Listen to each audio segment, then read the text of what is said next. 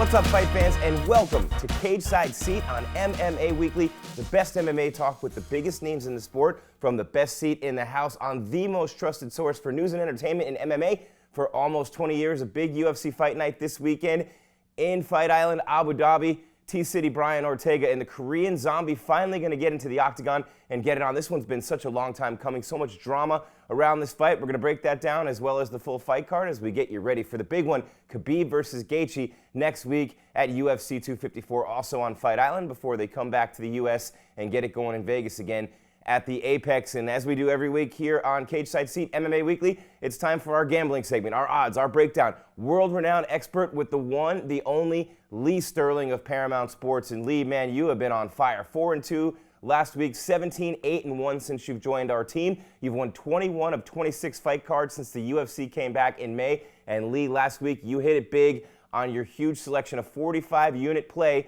at plus 155, Dricus du Plessis with a first-round knockout over Marcus Perez, winning big for our people, Lee. Good job. Yeah, and I actually thought it was going to happen in the second round. I thought that his improved striking was going to be the difference in the first round. He was going to choke him out in the second round, but I'll take a first-round knockout any day. So worked out perfectly. We're 11-2 now on these 40 to 50 unit selections. I rate my games and my selections in the UFC from 10 to 50 units, and 11-2 since the start of the May on those. So it worked out exactly as I wanted.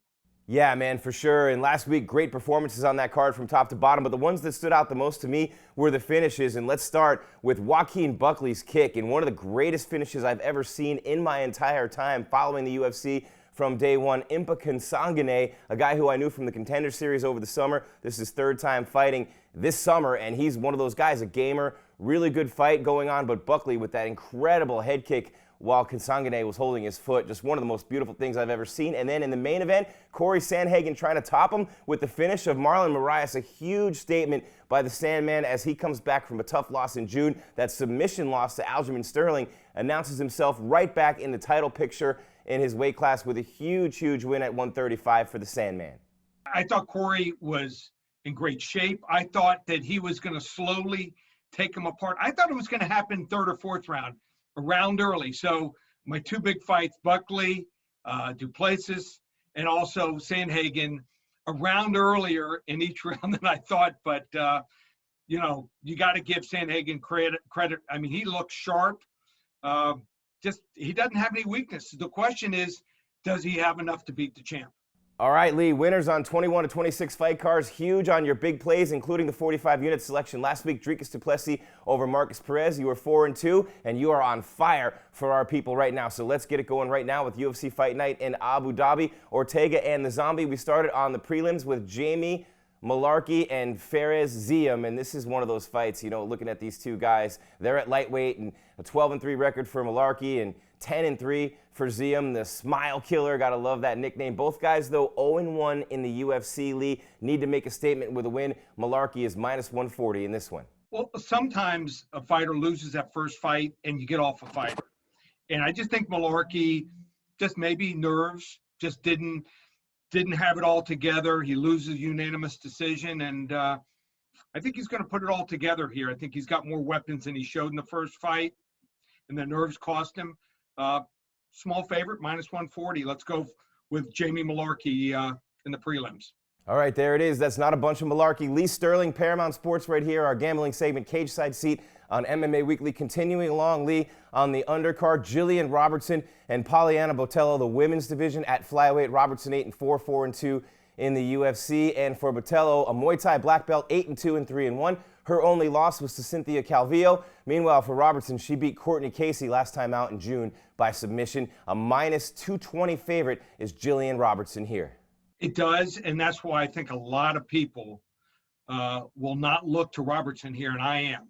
The reason is only loss was to Macy Barber, and I think she has a really good ground game. I think this fight's going to the ground, and I think Robertson's going to probably end up submitting her. So good opportunity here to throw Robertson in, either playing her straight up or maybe even on a parlay here. I like Jillian Robertson minus 220 here. All right, there it is. Lee Sterling, Paramount Sports. And Lee, before we hit the main card, man, 4-2 last week, 17-8-1 overall. Since you joined our team a few weeks back, you've won 21 out of 26 fight cards since May when the UFC returned in Jacksonville, including 11-2 on your biggest plays every week, a 45-unit selection last week for Dricus du Plessis, first-round knockout over Marcus Perez. And you've got another awesome special. We touched on it a little bit for our listeners and our viewers and everyone who consumes our content and watches or listens to this segment this week. Cage side seat exclusively on MMA Weekly. Lee Sterling of Paramount Sports. Why don't you let everybody know about that great deal you have going on right now, only for our people?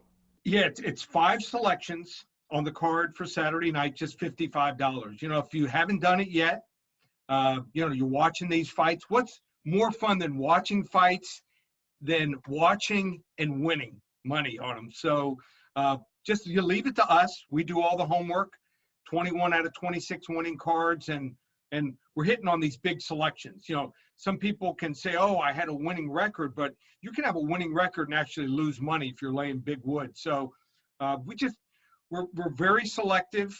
You know, some people out there playing 10, 11 selections, or sometimes they're playing, they're doing prop bets, first round submission, things like that. You play 15, 20 selections, you're going to lose.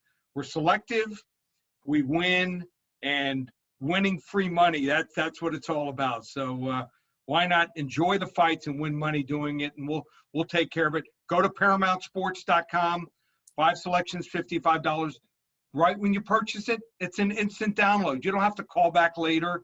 You got your 5 selections. You can call the selections in and bet them right then.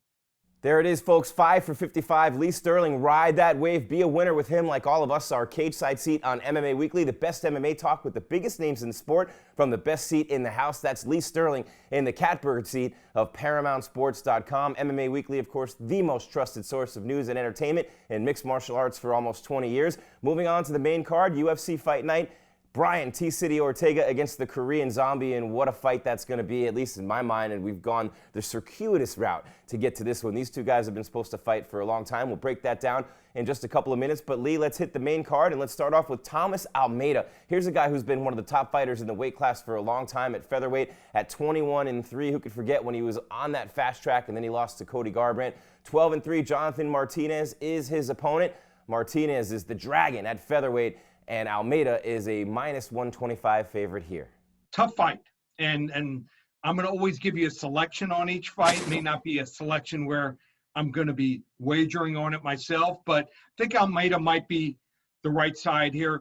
Almeida hasn't fought in 2.5 years. I think Martinez is going to be good. You know, the Dragon came up through the Ultimate Fighters, got a lot of weapons, but sometimes experience, even through the layoff, might be the difference here. So Almeida, we're going to take Almeida as a slight favorite here, but not a selection that you want to wager a whole lot of money on. And sometimes you just pass, you just watch the fight, you take down notes, and then use some of the things you saw in that fight for, some of your later selections and going for against that fighter. So Almeida, a slight lean, but when a fighter's off 2.5 years, you're just never completely sure how they're going to come out. But I think Almeida might be, using that experience might be the difference here. All right, Lee Sterling, Paramount Sports, 4-2 last week, 17-8-1, 5 for $55 is the special this week at ParamountSports.com to ride that wave and get paid with Lee Sterling. Having a little action and a little fun right here, cage side seat on MMA Weekly. I'm Jim Grieshaber, call me Gries, and Lee, continuing on, we don't have a lot of big fighters on this card, and I'm not talking about in terms of name, I'm talking about stature, but this one at light heavyweight, Jimmy Crute at 11-1 with all kinds of power, a -350 favorite over Modestas Bukauskas. The Baltic Gladiator is 11-2. Big underdog, and maybe for a reason. So I watched some fights going way back. I mean, he's fought quite a few fights here overseas, 11-2. You look at the record, and the record looks good, but he's susceptible to takedowns when he goes to kick. And I think if I found that out, I think you're going to see his opponents are going to be able to figure it out here. So I just think that Crute, more seasoned fighter. I just like the way that Crute kicks. He'll take the submission and take his his fighter down to the ground. It's either going to be ground and pound or submission that'll end it. So Crute, minus 350. Probably you don't want to play it straight up. You put him in a parlay. Moving on to our co-main event of the evening, Lee Sterling, Paramount Sports. He's on fire, guys. Ride the wave. Check him out at ParamountSports.com.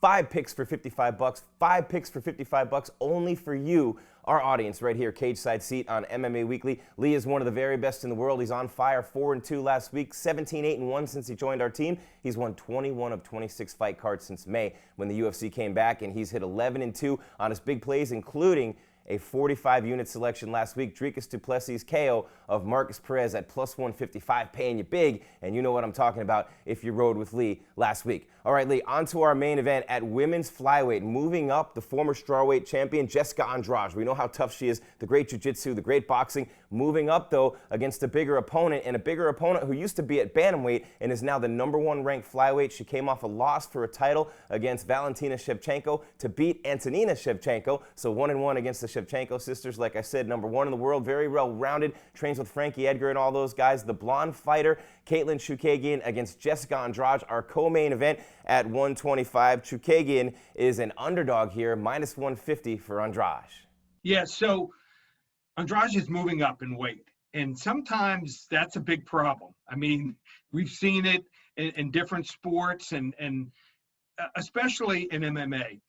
So that extra 10, 15 pounds can be a difference here. So I think that might be a problem here, and I just have a feeling Andrade's going to have trouble with Chookagian's height, 8-inch height advantage and 6-inch reach advantage. I think she's going to be able to keep her off her. And if that's the difference and she lands enough strikes, I think this is a fight that's going to go the distance. So if it goes the distance, it's point system. And take nothing away from Andrade. You know, she had trouble making weight, and that's why she's forced to finally go up. But Chookagian, I think it might be her time here, and I think she's going to outpour her. It's not going to be, 30-27 unanimous. I feel this is going to be a 29-28 win for Chookagian here, and I'm going to take the underdog plus 130.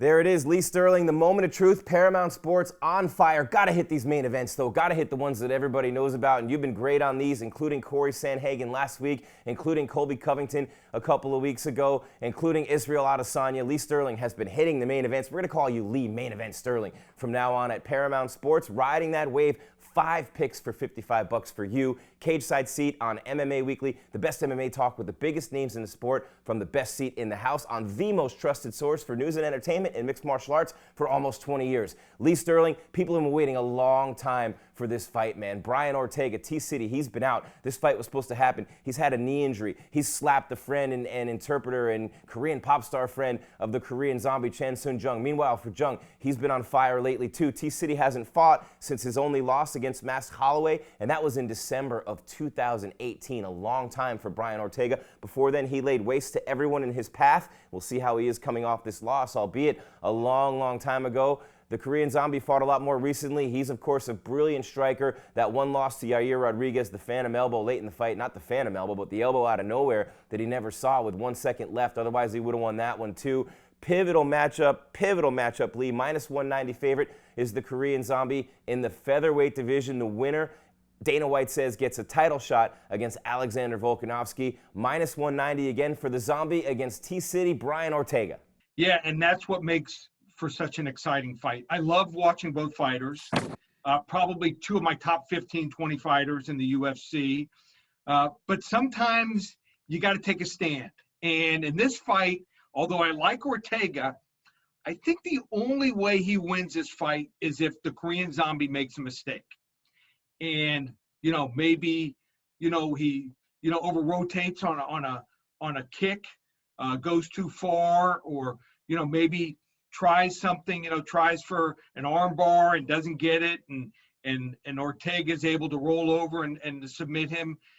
I think it's going to be a mistake, and that's what makes the UFC so great. It looked like, he had Yair Rodriguez, and he did make that mistake with 1 second to go, and it cost him. So I thought he was leading that fight. Obviously, we talked about him beating Edgar.